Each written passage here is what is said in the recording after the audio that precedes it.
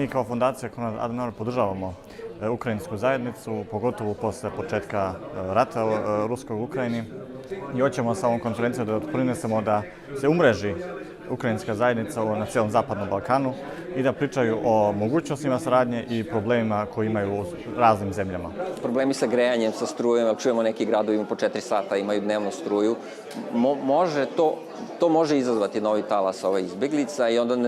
ne znamo šta i kako bi to se odrazilo, ali mislim da će oni ipak uvek birati, što kažu, jer veliki broj izbeglica koji došli u Srbiju, oni su gledali da se, što kažu, odu još malo dalje u Evropu, do Nemačke i tamo gde su uslovi za izbeglice naravno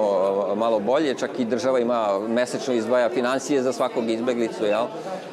Tako da, ne znam, vidjet ćemo. Ja mislim, u Srbiju mislim da neće nešto,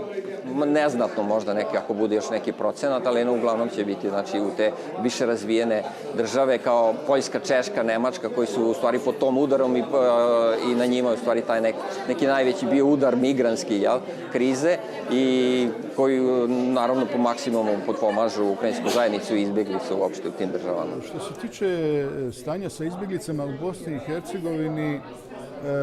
je takva situacija da nam nije u potpunosti poznato da li izbjeglice ne žele u Bosnu i Hercegovinu ili je zaobilaze. Međutim, tako da se tamo nalazi određeni mali broj izbjeglica, ali uglavnom po liniji ranijih prijateljskih veza ili poslovnih veza sa nekim partnerima ili prijateljima, eventualno nekim porodičnim vezama, tako da je to, evo, možemo reći, jedan zanemarljiv broj. Međutim, postoje u Bosni i Hercegovini kapaciteti i ljudi i organizacije koje su spremne da pomognu izbjeglicama, da ih prime i da ih na neki način zbrinu do njihove odluke kako i dalje će oni da se ponašaju ili kud da putuju